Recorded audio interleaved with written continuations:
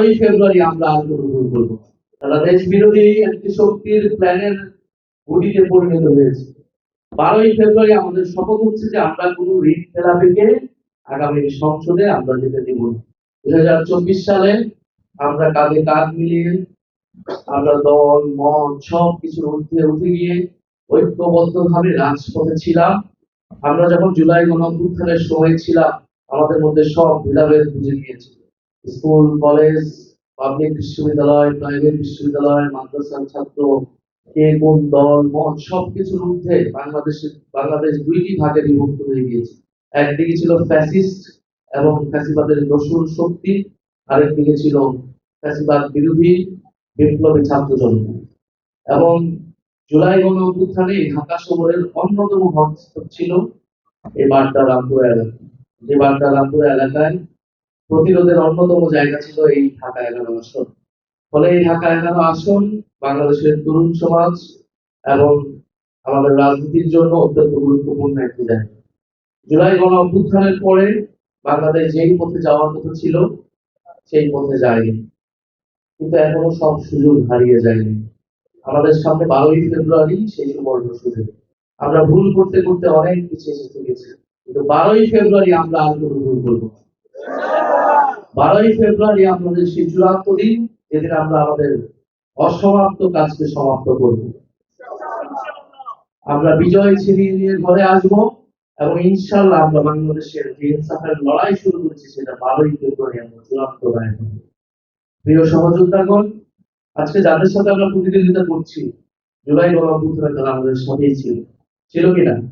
তারা ফ্যাসিবাদ বিরোধী আন্দোলনের অংশীদার, কিন্তু জুলাই গণঅভ্যুত্থান পরবর্তী সময়ে আমাদের পথ আলাদা হয়ে গিয়েছে। কারণ আমরা বলেছিলাম 5ই আগস্টের পরের বাংলাদেশ হবে নতুন বাংলাদেশ। এই বাংলাদেশের পথ আলাদা। আগে যেই রাজনীতি করুক না কেন তাকে জুলাইয়ের পথে মানতে হবে, কিন্তু আমরা দুঃখজনক ভাবে আমরা দেখলাম তারা সেই পথে, নতুন বাংলাদেশের পথে, জুলাইয়ের পথে না হাঁটে, সংস্কারের পথে না হেঁটে তারা পুরোনো পথে হাঁটা শুরু করবে। ফলে এই লড়াই, এই প্রতিদ্বন্দ্বিতা, এই বিভাজন অনিবার্য হয়ে গিয়েছে। এই বিভাজন আমরা চাই, এই বিভাজন তাদের তৈরি করা।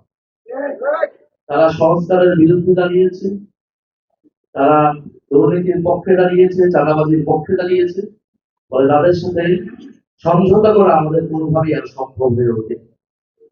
এবং আরো সবচেয়ে গর্বিত যে কাজ, সেটা হচ্ছে তারা ভিন্ন একটি শক্তির, দেশ বিরোধী একটি শক্তির প্ল্যানের অংশীদার হয়েছে। তারা দেশ বিরোধী একটি শক্তির প্ল্যানের গুটিতে পরিণত হয়েছে। কিন্তু আমরা বাংলাদেশে 5ই আগস্ট শপথ দিয়েছি রক্তের মাধ্যমে যে বাংলাদেশকে অন্য কোনো শক্তি পরিচালনা করতে পারবে না। ফলে বাংলাদেশে বিভাজনটা, প্রতিদ্বন্দ্বিতা খুবই স্পষ্ট এবারের বাইরে দিতে। আপনি কি সংস্কার চান নাকি স্বৈরতন্ত্র চান? আমরা সংস্কার চাই, আমরা সংস্কারের পক্ষে ঐক্যবদ্ধ। একটা জোট, এই 11 দলীয় জোট সংস্কারের পক্ষে ঐক্যবদ্ধ, এবং আরেকটা জোট তারা যে পুরনো স্বৈরতান্ত্রিক ব্যবস্থা, সেই ব্যবস্থার পক্ষে থেকেছে, তারা 72-এর সংবিধানকে সমর্থন করেছে। এবং আরেকটি বিভাজন হচ্ছে আমরা সার্বভৌমত্ব এবং আজাদীর পক্ষে, আরেকটি গোলামীর পক্ষে। ফলে সংস্কার, সুশাসন এবং সার্বভৌমত্ব, এই 3টি প্রশ্নে আমরা 11টি দল ঐক্যবদ্ধ হয়েছি। এবং আগামী 12ই ফেব্রুয়ারি আমরা সে আমাদের চূড়ান্ত পরীক্ষা, চূড়ান্ত লড়াই আমরা অংশগ্রহণ করতে যাচ্ছি। এবং ইনশাআল্লাহ শুধু ঢাকা 11 আসন নয়, সারা বাংলাদেশের প্রতিটি আসনে আমাদেরকে এই 11 দলীয় জোটকে, 11 দলীয় জোটের মনোনীত প্রার্থী এবং মার্কাকে জয়যুক্ত করে আগামী সংসদ গঠন করতে হবে, আগামী সরকার গঠন করতে হবে। এটাই আমাদের আজকের শপথ। আগামী 12ই ফেব্রুয়ারি আমরা পুরো সংগঠন, পুরো দল মত না, জুলাই যেরকম আমরা ছাত্র জনতা হিসেবে নেমেছিলাম, 12ই ফেব্রুয়ারি আমরা সেইভাবে একইভাবে ছাত্র জনতা আকারে মাঠে থাকবো। 12ই ফেব্রুয়ারি আমাদের শপথ হচ্ছে যে আমরা কোনো ঋণ খেলাপিকে আগামী সংসদে আমরা যেতে দেব না।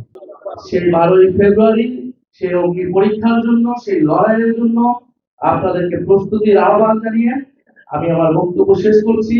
ইনকিলাব জিন্দাবাদ, 11 দলীয় জোট জিন্দাবাদ। দেশে দেশে সবার সাথে দ্য নিউজ।